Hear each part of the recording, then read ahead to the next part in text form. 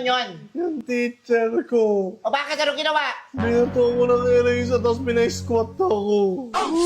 Okay lang yan, baka kasalanan mo yan. Kasalanan na magbintangan lang ako. Dito nga sa bahay, kademonyo mo. Doon pa sa school lang, wala ako. Demonyo, Wala pa yung magulang mo. Demonyo. Matigas na yun. Agay. Bakit? Wala Anong ginawa ka- mo?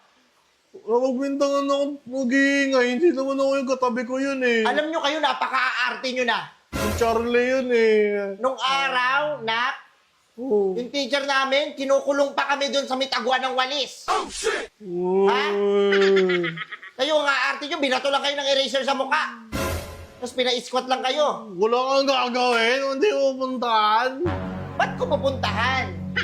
Hindi na sayang lang yung oras ko, okay lang yan. Okay lang. Napaka-arte nyo na.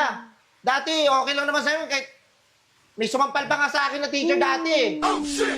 Wala akong pakialam. Hindi ko sila sinusumbong sa magulang ko. Kaya mo lang puntahan eh, siguro ampon mo lang ako. Ampon? Yung dila mo nga. Okay. Dila mo nga. Kayo, yung mga inano mo doon, yung mga damit mo, hindi mo, pag inano mo, ilagay mo sa labahan. Hindi parang nagpalit ka lang ng para kang sawa, nagpapalit ka ng balat. Iwan mo kung kahit saan. Buka madali nang ako, late na ako kanina. May katulong ba kayo dito? May katulong kayo dito? Wala. Sige, balik tayo sa teacher mo. Anong ginawa sa'yo ng teacher mo? Binato ko ng radio sa mukha. Deserve! Hindi. Deserve eh. Dati. Kinukulong pa kami sa taguan ng walis.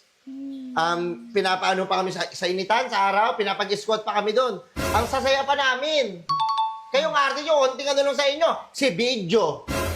Si Sumbong sa magulang. Napakahihina ng loob nyo. Hindi nyo naabutan yung teacher nung araw. Yun yung nagpatibay sa amin. Hindi yung kada konting kibot, sumbong. Konting kibot, iyak. Dati yung mo na ngayon eh. Na, ang siselan nyo. Masiselan kayo. Ingay mo. Hindi na. Diba?